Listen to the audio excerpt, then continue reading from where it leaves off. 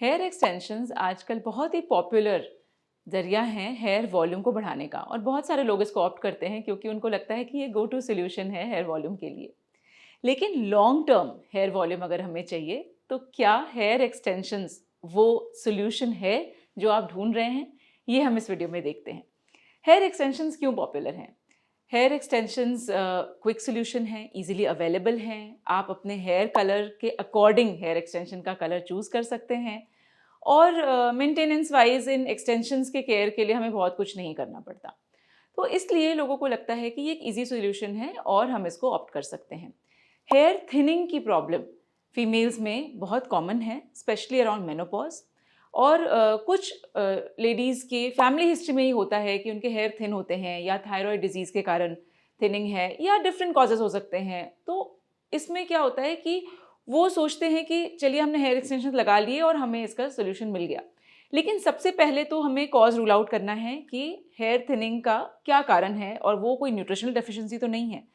अब आप अगर हेयर एक्सटेंशन लगाने के प्रोसेस को देखें तो इसमें छोटे क्लिप्स होते हैं जो आपके हेयर पे अटैच किए जाते हैं और उसके कारण वो जो हेयर्स हैं वो आपके हेयर में अटैच हो जाते हैं और लगता है कि आपकी लेंथ बढ़ गई या फिर वॉल्यूम बढ़ गई। लेकिन ये जो क्लिप्स अटैच होते हैं आपके हेयर पे वो ऑब्वियसली एक तरह का पुल और कांस्टेंट पुल उसके कारण है आपके हेयर रूट्स पे। तो अगर आपके नेटिव हेयर रूट्स हेल्दी नहीं हैं तो ये उस डैमेज को और बढ़ा रहा है। ये हमें ज़रूर ध्यान देना चाहिए।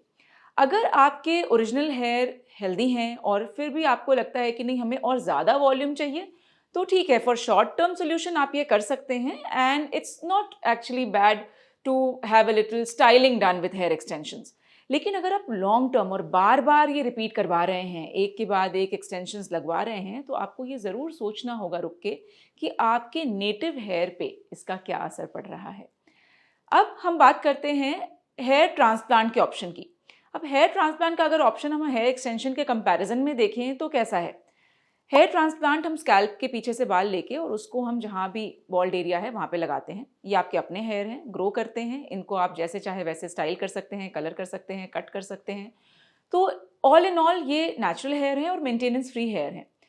लेकिन दोनों के पहले हमें आपके जो नेटिव हेयर हेल्थ को देखना होगा। अगर शॉर्ट टर्म सॉल्यूशन है तो बेशक आप हेयर एक्सटेंशन करवाएं, कोई प्रॉब्लम नहीं है। हाइलाइटेड कलर्स के करवाएं, अपने ओरिजिनल जो बाल के कलर हैं उसके अकॉर्डिंग करवाएं। लेकिन अगर आप ये सोच रहे हैं कि लॉन्ग टर्म सॉल्यूशन आप हेयर एक्सटेंशन से लेकिन अगर आप ये सोच रहे हैं कि हेयर एक्सटेंशन से आपको एलोपेसिया जो है उसका लॉन्ग टर्म सॉल्यूशन मिलेगा, तो ये आपकी गलत धारणा है and in fact hair extensions are doing more harm than good.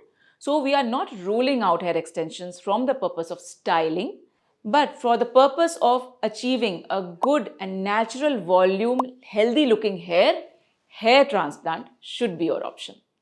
एक और पॉइंट है हेयर एक्सटेंशंस में, वो ये है कि इसके जो रिमूवल का प्रोसेस है वो भी आपके नेटिव हेयर के लिए ट्रॉमेटिक है।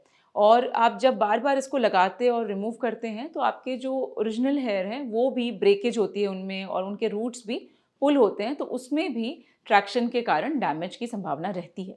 तो हेयर ट्रांसप्लांट के बारे में बहुत सारी महिलाएं सोचती हैं कि ये बहुत टीडियस प्रोसेस है, सर्जरी के थ्रू कौन जाए और ये आसान तरीका हम हेयर एक्सटेंशंस करवा लेते हैं। लेकिन आपको ये रुक के सोचना होगा कि ये वन टाइम इन्वेस्टमेंट है and it is also leading to the healthy hair growth and it is not artificial.